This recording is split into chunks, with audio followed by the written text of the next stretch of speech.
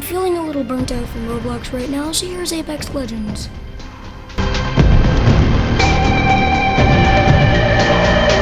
Now the premise of the game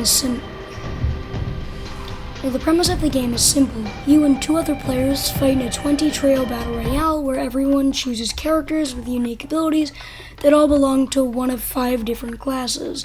Recon finds out where bad people are. Supports help their team by giving cover, faster revives, better looting, or overheal.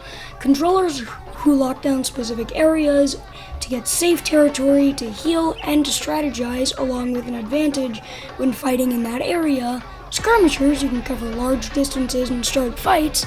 And assaults who shoot people with as many things as they can for as long as they can, and usually have utility that excels at killing people and not getting killed. Fight till the last trio and become the Apex champions until you load into your next game and get annihilated because of skill-based matchmaking, closing your win streak quickly.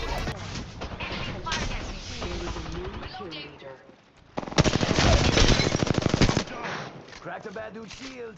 Hold on, recharging shields. They come. Reloading. Attention. Behind. Enemy shield cracked. Reloading. Close range. We've got 30 seconds. He's on top of the car. On top. Yeah, that was my bad. Sorry. No. I'm going to be ranking Apex on 4 scales, being gunplay, character, game modes, and cosmetics, and wrap them up in a little bow to judge on a tier list. If the total score is 0 to 5, it's D tier, 6 to 15, it's C tier, 16 to 25 being B tier, 26 to 35 being A tier, and 36 to 40 being S tier. Easy to be good, bad, and average, but difficult to be the best of the best or the worst of the worst. Starting off with gunplay, I'd have to give it a 9 out of 10. Everything always feels really smooth. Plus, the range system works really well in a battle royale. Basically, everything's a projectile, but a really fast moving one, so you don't really notice it at close and mid ranges, but it makes long range engagements incredibly skillful. Plus, since you're only going to hit 1 or 2 shots, you want to go for really high damage weapons, which gives snipers, marksman rifles, and burst rifles pretty good use cases. And shotguns are the highest damaging weapon in the game, some of them being able to deal 90 damage in a single shot, but the most you get outside of breathing distance is like 2. The only reason I took points off is because of the balancing. There are weapons that are a lot more flexible while still doing incredible damage, like the Flatline, which has 22 damage per shot and a decently fast firing rate while having basically no downsides, and weapons that are terrible, like the Bocek, which was so bad they needed to make a character as bad as it with a passive that allows him to hold more ammo just so they could take it out of the care package. I mean, who the hell is going to use a character and then fill it up with arrows specifically to make use of a minuscule part of a terrible character's passive? Next up is the characters, and I have to give them a 10 out of 10 on this one. Yes, there are characters that are objectively better than others, but let me talk about something. The characters that are the most consistent at doing their job their role is designed to do are Bloodhound for Recon, Gibraltar for Support, Pathfinder for Skirmisher, either Ballistic or Bangalore for Assault, and really any controller can be used. The meta is Crypto, Lifeline, Wraith or Horizon, Mad Maggie, and any controller except for Caustic. In Apex, the meta isn't some almighty, ever-changing force that dictates how you play the game for the next few months, and that's so confusing. You need to look at YouTubers for help, resulting in a monopoly for the biggest YouTubers, causing their competitors to get squashed before they even have a chance to take off. Unlike Valorant, it's more of a mild suggestion that shouldn't affect you unless you really want to try and be the best there is. And even then, with the new auto legend ban system, getting really good at less popular characters can actually help hold your strategy together longer. You're encouraged to find barnacles off the bottom of the barrel and find ways to turn it into a Michelin star meal. That might not have made a lot of sense to most of you, but what I mean is you're encouraged to find bad characters and find ways to make them work. Really good systems. I'm just gonna say it, the game modes are fire, but not the best they could be in a specific way.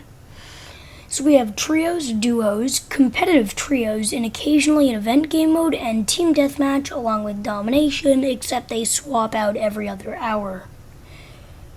It's 8 out of 10. Really good, but I feel like there is no reason to use anything other than ranked and casual, and unless you really just only have that one person you want to play with, you're not really going to play duos, so there isn't really too much of a push, and since you can earn event items without needing to play the event, it's really just casual and competitive.